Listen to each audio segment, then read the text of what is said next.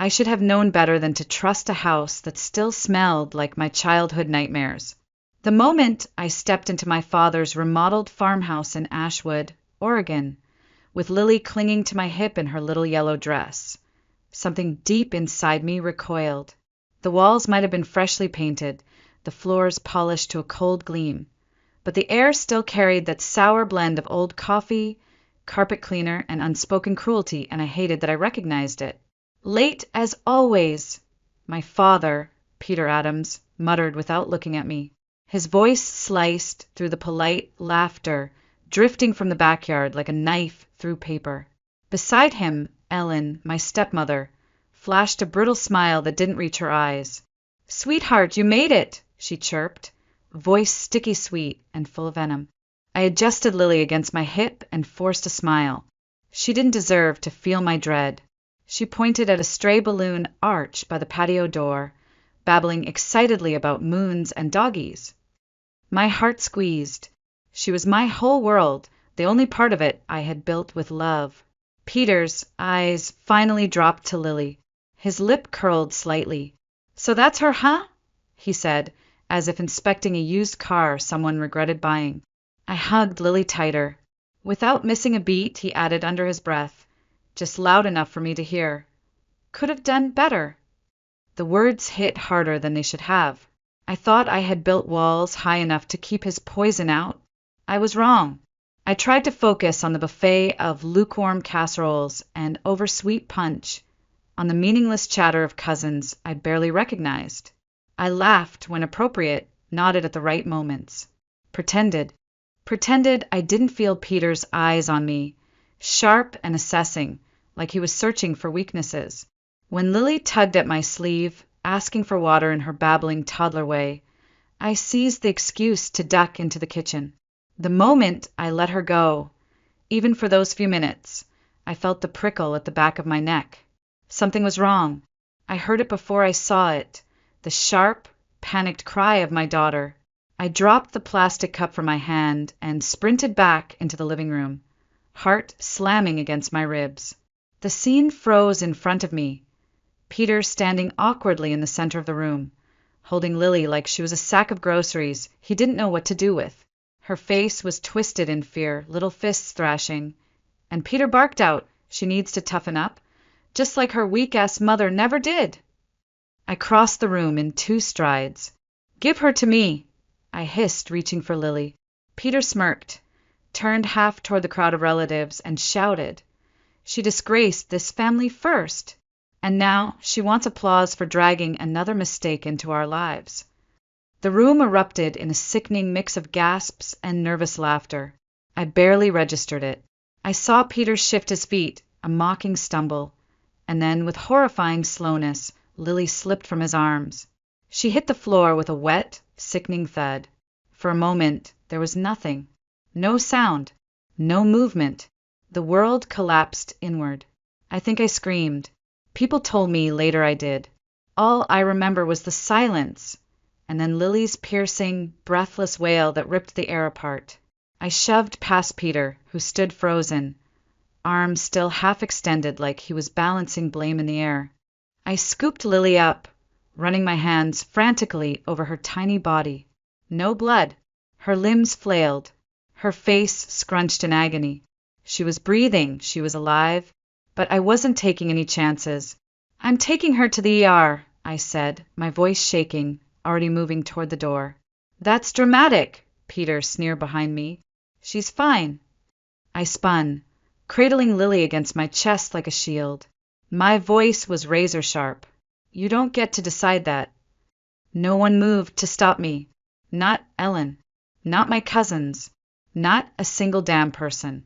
I caught a glimpse of Samantha, only Samantha, hand to her mouth, eyes wide with horror, but even she didn't say a word. The sun outside was still shining.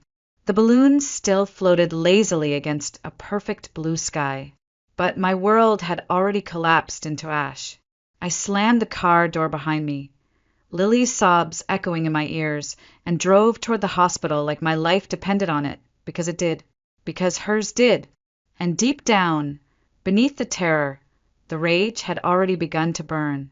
I was never going to let that man near us again. Not ever. The tires screamed against the pavement as I sped toward Ashwood Regional Hospital, my hands gripping the steering wheel so tightly I thought they might snap. Lily's cries had faded into hiccuping sobs, but I couldn't stop glancing in the rearview mirror every few seconds, checking, rechecking, obsessively watching the small rise and fall of her chest. The 20-minute drive felt endless. Every red light, every slow-moving car felt like a personal attack against the urgency thrumming in my veins. I whispered nonsense to Lily the whole way. Promises that she was okay, that everything was going to be fine, that I had her. When we finally screeched into the ER parking lot, I didn't even bother locking the car. I yanked the door open, cradled Lily against me, and sprinted into the hospital like the ground itself was collapsing behind me. The nurse at the front desk took one look at us and waved me straight through triage. The questions blurred together. Name, age, what happened, when? I answered on autopilot, voice shaking so badly I barely recognized it. She was dropped, I said, from adult height onto a hard floor. She hit her head. I don't know what else. Please help her. Within minutes, they had Lily on a small examination bed, her tiny arms flailing as they checked her vitals. The fluorescent lights made her skin look almost translucent. I hovered, useless, heart pounding so loudly it drowned out the murmur of nurses and machines around us. The attending physician, a young woman with steady hands and a calm voice, knelt beside me. We're ordering a scan to check for concussion and internal trauma. She's responsive, which is good, but we need to be thorough. I nodded, unable to speak. While we waited, Lily curled against my chest, exhausted from the ordeal. Her sobs had softened into whimpers, but every time she shifted, every time she whimpered, I felt fresh waves of guilt and rage battering my ribs. I replayed the moment over and over in my head, like a nightmare on a loop. The way Peter had held her, the way he had looked at me, smirking before she slipped from his hands, the way he hadn't even moved to catch her. There was no way in hell I was imagining it, no way to excuse it, and no way I was letting it slide. An hour later, the doctor returned with the results. She crouched beside me, her voice low but firm. She has a mild bump and some bruising, but no signs of skull fracture or serious internal injury. You're lucky you brought her in quickly. We'll need you to monitor her closely for signs of concussion over the next 48 hours. Vomiting, excessive sleepiness, loss of balance. But right now, she's stable. I squeezed my eyes shut for a moment, a sob of relief clawing up my throat. Stable. Alive. Still mine. The doctor hesitated, then said, quietly, "Given what you described, would you like to file a report? We're mandatory reporters. We can document everything, but the decision to involve law enforcement starts with you." I looked down at Lily, still clutching her stuffed lamb with tiny, bruised fingers. Her world was trust, fragile, complete, and utterly dependent on me. My reflection stared back at me from the window behind the doctor, wild-eyed, disheveled, broken. I thought about the silence I grew up with, about the bruises explained away, the screams swallowed down. Not this time. "Yes," I said, my voice hoarse but certain. "I want to file a report." The doctor nodded solemnly. "We'll get the paperwork started." I kissed Lily's hair, breathing in the baby shampoo scent, and whispered so only she could hear, "They're never going to hurt you the way they hurt me. I swear it." Outside, the sun had dipped below the horizon, leaving only a dim, bruised purple sky. Inside me, the first flickers of something colder, sharper than fear had begun to take root. It wasn't just survival anymore. It was war. The next morning, I sat in my tiny living room, Lily asleep across my lap, her breathing soft and steady against my chest. The house was silent, but my heart wouldn't settle. Every creak of the floorboards made my skin prickle. Every knock of the branches against the window made me jump. When the doorbell finally rang, I almost didn't answer it, but I forced myself up, adjusting Lily carefully, and opened the door to find two police officers standing on my porch. Officer Reynolds was tall and broad-shouldered, with gray threading through his hair at the temples. His partner, Officer Novak, was younger, twitchier, fingers tapping a notepad even before he introduced himself. "Caroline Adams?" Reynolds asked. I nodded. "We're here to follow up on a report filed last night regarding an incident involving a minor," he said, his voice low but kind. "May we come in?" I stepped aside, heart hammering, suddenly aware of every detail of my messy living room. The scattered toys, the laundry I hadn't folded, the dishes in the sink, none of it mattered now. They settled into the worn armchairs, and I sat back down, Lily still in my arms. She stirred but didn't wake. "Whenever you're ready," Reynolds said gently. I took a breath and began. I told them everything. The party, Peter's words, the way he held Lily like she was something dirty, the smirk on his face, the stumble that wasn't a stumble, the way no one else moved to help, like fear had frozen the room in amber. As I spoke, the bitterness coated my tongue, but I didn't stop. Novak scribbled furiously, while Reynolds just listened, his eyes never leaving mine. When I finished, Reynolds leaned forward slightly. "This was at a family gathering," he clarified. "Yes, at my father's house." "Were there witnesses?" I laughed bitterly before I could stop myself. "Everyone was there, but I doubt anyone will say anything." They exchanged a glance. "We'll still need the names," Novak said, tapping his pen against his notepad. I hesitated. Giving them the names felt like another betrayal layered on top of a betrayal. But then I looked down at Lily, her small hand curled around my shirt. This wasn't about loyalty. It never had been. It was about her. I rattled off the list of attendees, watching Novak's pen fly across the paper. When they stood to leave, Reynolds paused at the door. "I know this isn't easy," he said, "especially when it's family." "It's not family anymore," I said quietly. Reynolds nodded once, as if sealing a silent pact, and then they were gone. The door clicked shut behind them, and for a long time I just stood there, staring at it. That evening my phone rang. Unknown number. I almost didn't pick up, but something made me press answer. "Caroline!" a woman's voice said, hesitant, almost scared. "Yes." It's Samantha. From the party." I froze. My cousin. The only one whose eyes had widened in horror when Lily hit the floor. She faltered. "I just wanted to say, I saw what happened. I believe you." I gripped the phone so tightly it hurt. "Thank you," I whispered, the words cracking apart as they left my throat. "I don't know what I can do," she said, voice shaking. "But if you need someone to tell the truth, I will." Tears blurred my vision. For the first time since the nightmare began, I didn't feel completely alone. After we hung up, I sat back on the couch, Lily snuggled against me, and stared out the window at the darkening sky. The house was still quiet, but inside me something new was stirring. Not just rage, not just fear. Hope. A small, stubborn hope that maybe, just maybe, the truth would finally be louder than the silence. The first call came the next morning. I was feeding Lily oatmeal, her tiny hands reaching eagerly for the spoon, when the phone buzzed across the counter. I didn't recognize the number, but something deep in my chest tightened before I even picked it up. "Caroline!" My mother's voice came through the line, thinner than I remembered, like it had been stretched too tight over old bones. "Mom," I said carefully, shifting Lily onto my hip.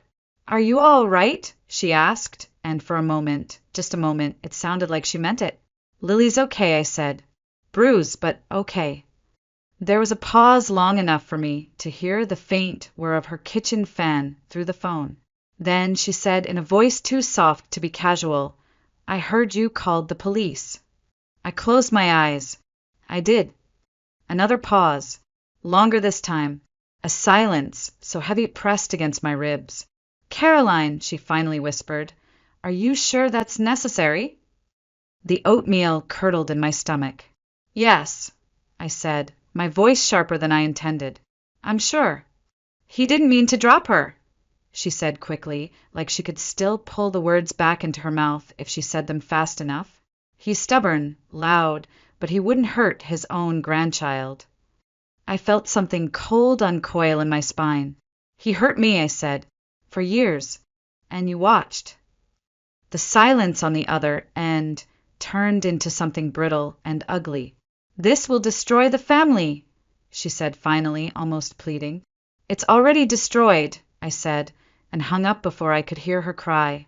I stood there for a long time, the dial tone buzzing in my ear, Lily tugging at my sleeve, oblivious to the old wars still being fought above her head. That afternoon, when I opened my front door to get the mail, a manila envelope sat on my welcome mat. No knock, no bell, just an accusation left like a dead thing on my doorstep. Inside was a single sheet of paper, typed neatly in bold black letters. You always wanted attention.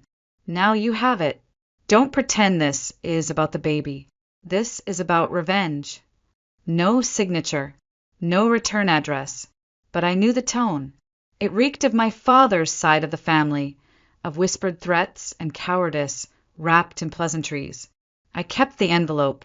Evidence, I told myself, though the truth was it felt like a wound I couldn't explain.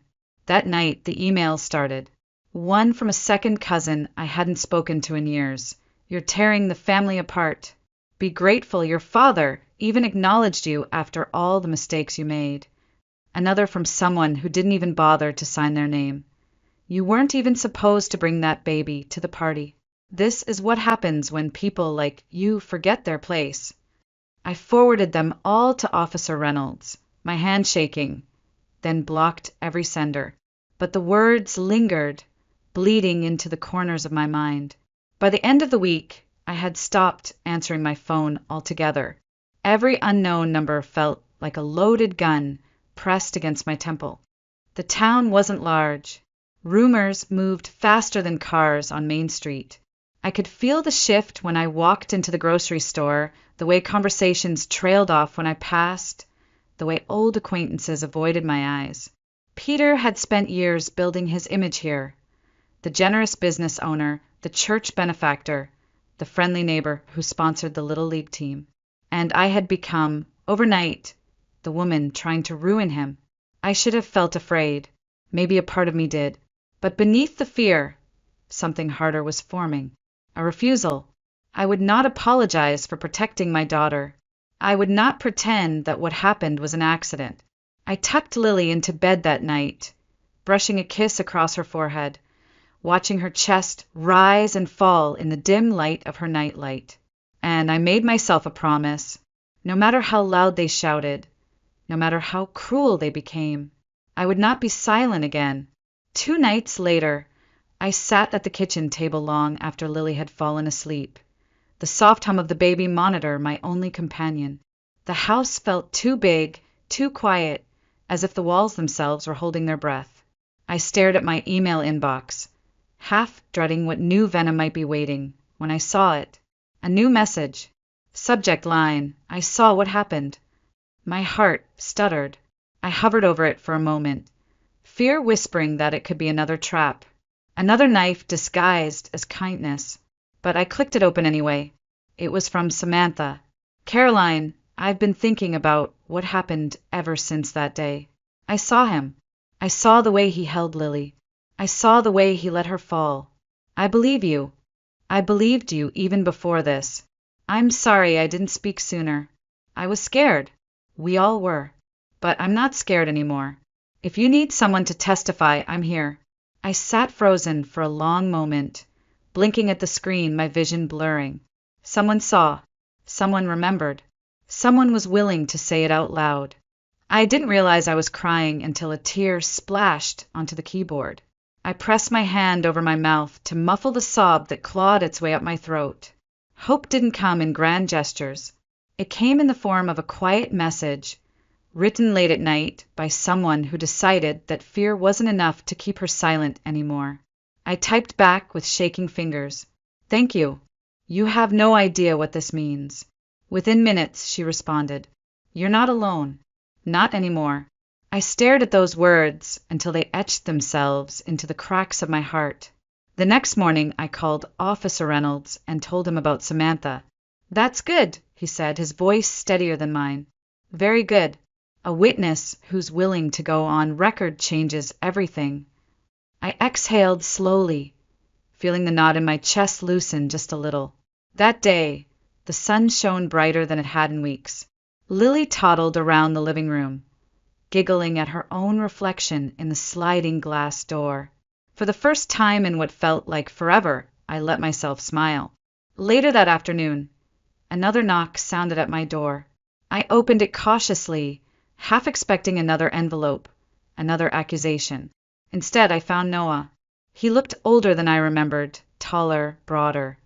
But the same quiet gentleness clung to him like a second skin. I heard what's happening, he said simply, shifting from foot to foot. I didn't know what to say. My throat tightened. I was by the hallway, he continued, voice low. When it happened, I saw the way he looked at you before he dropped her, like it was punishment. Tears pricked at my eyes again, sharper this time. I didn't know what to do, Noah whispered. Uncle Darren pulled me into the kitchen and told me to keep my mouth shut. Said girls like you always made trouble. I felt a white-hot fury ignite in my chest, but I forced myself to breathe, to stay steady. You're here now, I said quietly. He nodded, gaze steady for the first time. I'll testify, whatever you need. I should have done it then. I'm not staying silent anymore. For a moment, neither of us spoke. The weight of years of silence, generations of swallowing truth, hung between us like a ghost. And then, without thinking, I stepped forward and hugged him. He stiffened in surprise, then hugged me back, fiercely, as if trying to squeeze out years of guilt in a single gesture. When he finally pulled away, I saw it in his eyes, the same stubborn fire I felt burning inside my own chest. We were breaking the pattern, piece by piece, person by person, and for the first time, I believed we might actually win. 2 days later, the call came. I was rocking Lily to sleep when my phone buzzed on the kitchen counter. I almost ignored it, but something in me said to pick up. Caroline Adams, the voice said, rough but calm. Yes. This is Detective McLaren with Ashwood PD. I've been assigned to your case. I shifted Lily carefully into her crib, heart thudding. We've contacted several attendees from the party, he continued. Most are hesitant. Some deny seeing the fall at all. I wasn't surprised. Not really. I had grown up in a family where silence was stitched into the seams of every conversation, where looking away was a learned art form. But, McLaren added, voice sharpening slightly, your cousin Samantha provided a full statement. She says she saw him drop the baby. Says he didn't try to catch her. Tears stung the back of my eyes. I pressed a hand to my mouth. She told me, I whispered. I trust her. That helps, McLaren said simply. And there's more. We requested footage from a neighbor across the street. They've got a Ring camera facing the driveway. My breath caught. What does it show? McLaren paused. I could hear papers shuffling on his end. It doesn't capture the fall itself. The camera's angle didn't reach that far inside. But it caught what happened right after. He cleared his throat. It shows your father walking out of the house and smiling. The room tilted around me, smiling. Not immediately, McLaren clarified. He checks over his shoulder, sees that no one's watching, and then he smiles. For a second, before anyone else even moves. I gripped the edge of the counter, the cold laminate biting into my palms. We're moving forward, McLaren said. Charges will be filed. The world blurred around the edges. Relief, rage, sorrow, all twisting together so tightly I couldn't separate them. Thank you, I managed to say, my voice cracking. No need to thank me yet, he said gruffly. But you're doing the right thing. After the call ended, I sat on the floor beside Lily's crib, listening to the soft hum of her breathing. I thought about the last time Peter had ever held me. Christmas Eve. I must have been 9. I had gotten a B on a spelling test and cried about it. I remembered him grabbing my wrist, so hard it bruised, his face inches from mine as he hissed, "I don't raise weak stock." That night, he didn't look at me once during dinner. By 16, we barely spoke at all unless he was yelling. When I chose social work instead of business school, he told me I was a waste, that I'd be cleaning up after other people's failures for the rest of my life, that I would come crawling back, that no man would ever want a woman like me, that if I ever had a child out of wedlock, he'd disown me. I guess he was just keeping his promise. 2 nights after McLaren's call, my doorbell rang. I hesitated, then peeked through the window. It was Ellen. She stood stiffly on the porch, clutching a store-bought pie like a shield. I didn't want to let her in, but some foolish part of me, some part that still craved closure, opened the door anyway. 5 minutes, I said. She nodded quickly, stepping inside like she was afraid to disturb the air itself. "I told him it wasn't okay," she said immediately, perching on the edge of the couch. "I told Peter he needed to apologize." I raised an eyebrow. "And did he?" She looked down at her hands. "He doesn't do apologies." I laughed, a harsh, humorless sound that scraped my throat raw. "No," I said. "He writes anonymous letters and lets babies hit the floor." Her face flushed, but she didn't argue. Instead, she whispered, "I understand why you're doing this. I don't blame you. But be ready, Caroline. He's not going down quietly." I stood there for a moment, looking at this woman who had married into our rot and chosen to marinate in it rather than break free. "I know," I said, "and I'm ready." She left the pie untouched on the coffee table, like an offering that meant nothing. When the door closed behind her, I felt the weight of it all settle onto my shoulders. The court battle was coming. The storm was almost here, and for the first time in my life, I wasn't afraid of it. The next morning it began. First, an email. No greeting, no signature, just 2 lines, typed in black font that seemed to scream across the screen. "You're a liar. You're destroying a good man over one mistake." I stared at it, heart pounding, ball rising in my throat. I forwarded it to Detective McLaren without a second thought. I blocked the sender, but it lingered in the air under my skin, in the small, shivering spaces between my bones.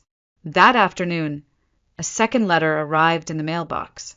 No stamp, no return address.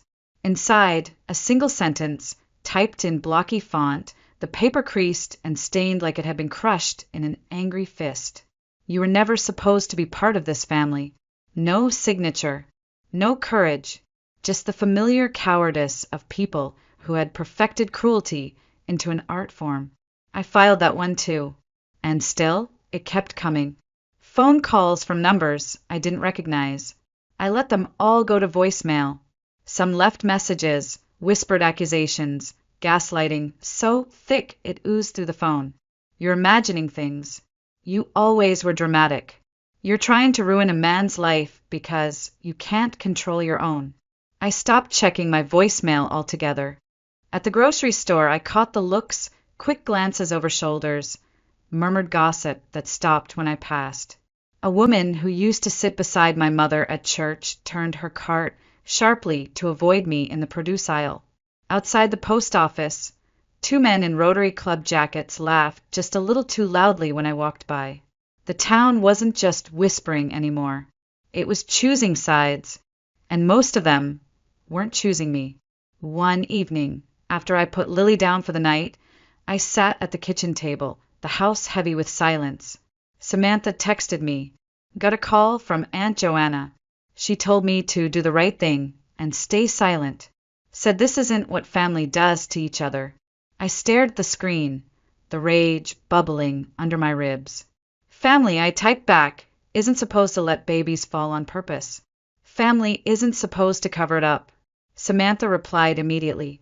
"I'm still with you, no matter what they say." I swallowed down the tears and typed back, simply, Thank you. Later that night, as I was locking the front door, another knock startled me. I froze, adrenaline surging, heart racing. Slowly, I peeked through the peephole. À pied, sitting on the porch. No note this time. No Person in Sicht. I didn't touch it. I left it there until morning, when I dumped it straight into the trash bin, the ceramic plate smashing at the bottom like the brittle bones of the past I was trying to break away from. The next day, Noah called. She's mad, he said. Joanna, Darren, everyone, they're saying you're ungrateful, that you're bringing shame to the family. I almost laughed. The family that hadn't defended a child from falling out of a monster's arms was worried about shame? They're scared, Noah said after a moment. His voice was steady, stronger than before. They should be, I said quietly. We stayed on the phone for a while after that, not saying much, but not hanging up either. Outside, the wind howled against the windows. Inside, Lily stirred in her sleep, her small hand clutching her stuffed lamb. I sat by her crib, watching her chest rise and fall, and made another silent promise. Let them send their letters. Let them whisper in church pews and grocery store aisles. Let them pretend they were protecting something noble when all they were doing was preserving rot. I wasn't backing down. Not this time. Not ever. The memories came at night. I would lie in bed, staring at the cracked ceiling, Lily's soft breathing drifting from the baby monitor, and the past would unfurl itself like a poisonous vine, creeping under my skin, wrapping around my throat. I remembered the first time my father hit me. I was 8. I had dropped a glass of milk at dinner, the puddle spreading across the tablecloth like an accusation. Peter's face had gone red, his voice low and deadly as he grabbed my wrist and yanked me out of the chair. Weakness is a disease, he had hissed, squeezing so tightly I thought the bones would snap. Later, my mother had pressed an ice pack against my wrist without a word. No comfort, no outrage, just silent acceptance. It had been like that my whole life. Pain swept under the rug. Fear locked behind smiling doors. On my 9th birthday, I cried when my cake collapsed because I had insisted on carrying it myself. Peter had laughed, not the warm, indulgent laugh of a father amused by his child's mistake, but a sharp, slicing sound that made my cheeks burn with shame. Get used to disappointment, he had said, ruffling my hair like an afterthought. I remembered the time in high school when I brought home a B instead of an A, how he had slammed his fist into the wall inches from my face, how I had flinched, how he had smiled, how no one said a word at dinner that night, as I sat there shaking, forcing down forkfuls of mashed potatoes I couldn't taste. And later, when I chose social work over finance, when I said I didn't want to run his precious home improvement business, he had stared at me like I had spat in his face. You'll come crawling back, he had said. Mark my words, Caroline. No man will want you. You'll end up barefoot and broken, just like the garbage you think you're saving. I had packed my things that same night and left for college 2 states away. I thought I had escaped. But the thing about ghosts is they don't stay buried just because you close your eyes. I found the old photo album buried in a box in the back of my closet. It had been years since I touched it, years since I wanted to. I flipped through the stiff, glossy pages, birthday parties where I was shoved into the corner of the frame, family vacations where I was a blurred, half-smiling afterthought. And then there it was, a picture I had forgotten existed. Me, sitting on the back porch steps, maybe 10 years old. A faint bruise blooming on my cheekbone. A forced smile stretched across my face, brittle and thin. My mother standing behind me, her eyes not on me, but staring off into the distance, like she didn't even see me. I traced the photograph with my fingertips, the paper cool and slick beneath my skin. And I realized something. This wasn't just about Lily. It wasn't just about one party, one fall. It was about a lifetime of being told that I didn't matter. It was about breaking a cycle so deeply ingrained that even now, with the evidence bleeding through every inch of my life, they were still trying to convince me to stay silent. I scanned the photo and saved it, not as evidence, but as a reminder. A promise.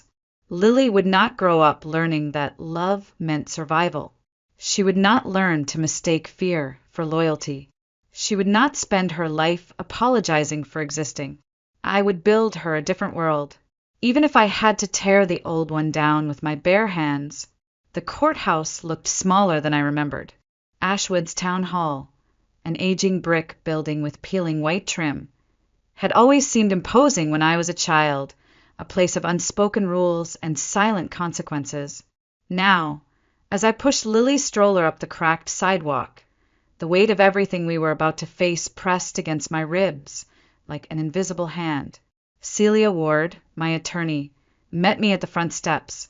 Sharp in her navy blazer, calm as ever, she placed a reassuring hand on my shoulder. "We don't have to win everything today," she said quietly. "We just have to show them there's something worth fighting for." I nodded, not trusting my voice. Inside, the courtroom was nearly empty.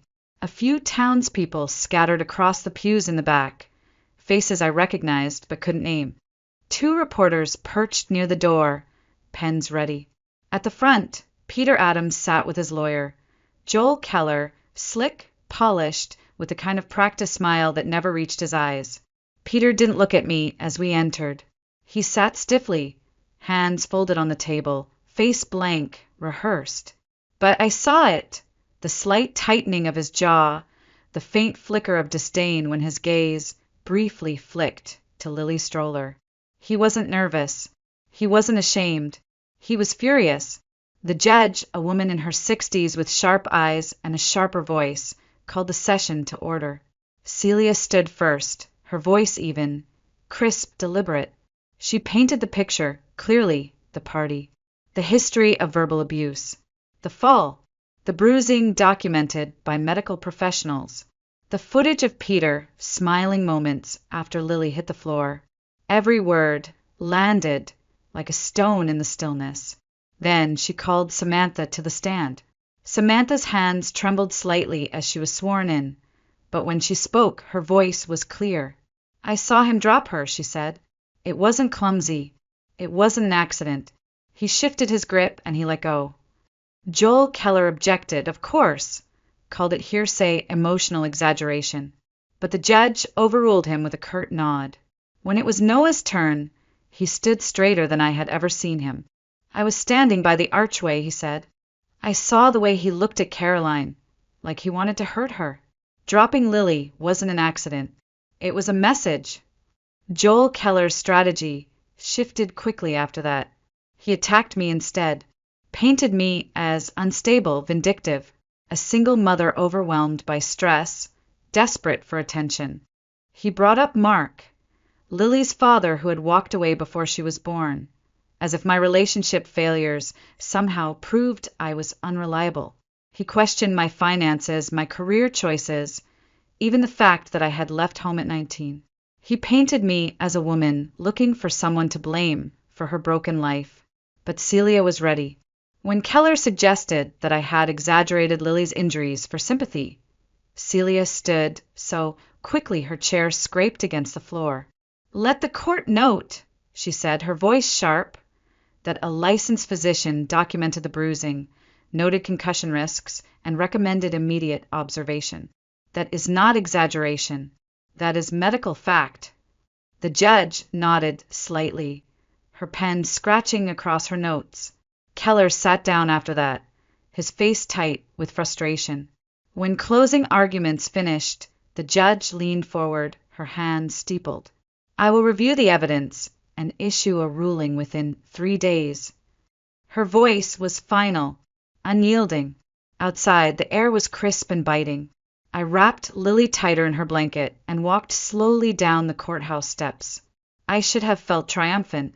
Instead, I felt hollow, like I had been holding my breath for weeks, and still couldn't exhale. "Samantha," and Noah waited by the sidewalk. Noah gave a small nod, his hands stuffed awkwardly into his jacket pockets. Samantha hugged me without a word, and for the first time in a long, long while, I didn't feel like I was standing alone in the ruins.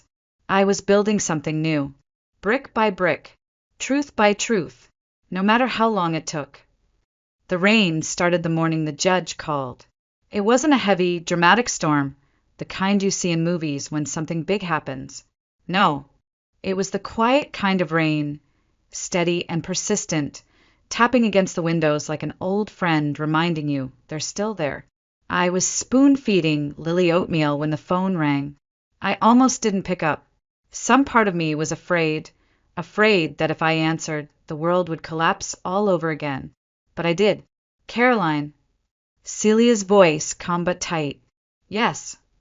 She ruled in our favor. For a moment, I didn't understand the words. She what? The judge. She found sufficient cause to move the case forward. Formal charges will be filed against Peter Adams. I closed my eyes, pressing a hand against my mouth as the oatmeal grew cold in front of me. We had done it. We hadn't won the war, but we had won the first battle. The door to justice hadn't just cracked open, it had swung wide. Thank you, I whispered, my voice barely more than a breath.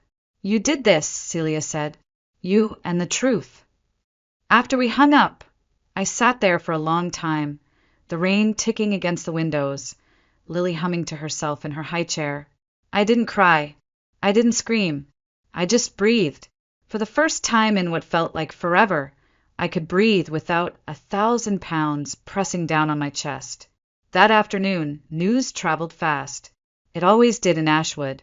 By sunset, the town's Facebook groups were buzzing, rumors, half-truths, people picking sides like it was a football game. Some called it a witch hunt. Some said they always knew Peter Adams wasn't the man he pretended to be. A few even sent private messages, quiet confessions of their own. Thank you for speaking. I wish I had your courage. I wish someone had spoken for me. I sat in the living room that evening, the house dim and still, reading those messages one by one, and I realized something. This wasn't just about me. It never had been. It was about every child who had been told to shut up, every woman who had been gaslit into silence, every person who had been taught that survival was something shameful. Later, after Lily fell asleep, I bundled her up in her tiny pink jacket and carried her to the park across town. The rain had stopped by then, leaving the world damp and sparkling under the streetlights. I sat on the same old bench Peter used to sit on when I was a child, when he would bark at me to climb higher, run faster, stop crying. But tonight, the bench didn't feel haunted. It felt reclaimed. Lily toddled in front of me, her tiny boots splashing in leftover puddles, her laughter ringing out into the cool evening air. I watched her, this small, fierce miracle, and I whispered, half to her, half to the broken girl I used to be. You'll never have to wonder if your voice matters. Not in this house. Not with this mother. The wind picked up, tugging at the leaves, carrying my promise into the night. And for the first time I knew, deep down in the marrow of my bones, that no matter what came next, we were going to be okay, because we had already done the hardest thing. We had refused to stay silent. The weeks that followed were a strange kind of quiet, not peaceful, not yet, but different, like the town was holding its breath, waiting to see which way the wind would blow. Peter's legal team moved fast, filing motion after motion to delay the trial, to discredit the charges, to bury me under paperwork and fear. But Celia moved faster. Every baseless accusation they threw at us, she knocked aside with calm precision. Every smear attempt, she met with documentation, timelines, hard facts. They called me unstable. We showed hospital reports. They said I exaggerated. We showed footage. They tried to drown me in noise. We answered with silence and truth. Meanwhile, life went on in small, stubborn ways. Lily learned how to say "Mama" clearly, her voice high and proud. She discovered puddles and crayons and the endless joy of knocking over block towers I spent hours building. I learned to sleep again, a little. I learned to answer the door without flinching, sometimes. I learned that healing isn't a straight line. It's a labyrinth you crawl through, bloody and broken, until one day you realize you're not crawling anymore. You're walking. You're standing. You're breathing free air again. One evening, Samantha came by with groceries, unasked, unannounced.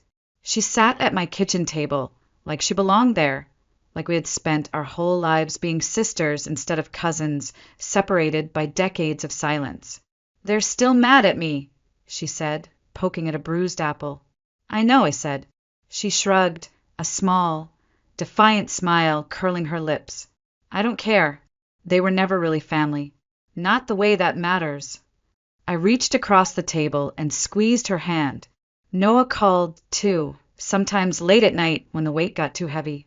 We didn't always talk about the case. Sometimes we talked about old movies, about books we were reading, about nothing at all. And that was healing, too. Knowing that the world didn't end at the edges of our pain. Knowing there was life beyond it. The trial date was set for 6 months later. It would be brutal. I knew that. They would drag every skeleton from my closet, pick apart my life until there was nothing left untouched. But I wasn't afraid anymore, because I wasn't fighting to win back a family that had never loved me. I was fighting to build something new, something real, for me, for Lily, for every silent voice that had been taught to whisper instead of scream. One rainy Saturday afternoon, I found myself back at the park, Lily toddling beside me, chubby fingers gripping mine. We passed the old bench where Peter used to sit, and I realized I didn't feel the old sting anymore. It was just a bench now, just wood and bolts and memories that no longer had claws. I lifted Lily onto a swing, her giggles lighting up the gray sky, and for a moment, just a moment, the world felt right. Not perfect, but ours.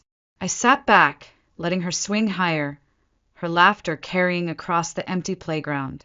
And I thought, this is what victory looks like.